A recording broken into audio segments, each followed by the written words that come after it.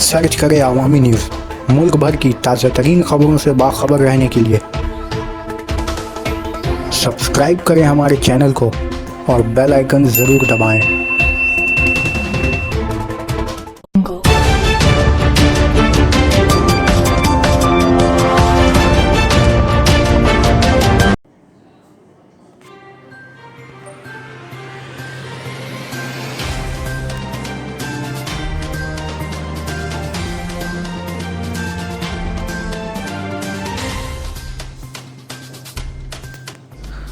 10 लाख रुपए मालियत के चोरी मोबाइल समेत एक गिरफ्तार।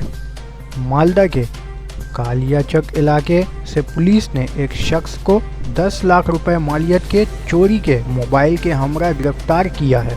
बताया जा रहा है कि खुफिया जानकारी पर पुलिस टीम ने कार्रवाई करते हुए बहादुरपुर इलाके से एक शख्स को हिरासत में लिया है, जिसके कब्जे से पुलिस ने 57 अदद कीमती मोबाइल बरामद हुए, जिसकी मार्केट वैल्यू करीब 10 लाख बताई जा रही है।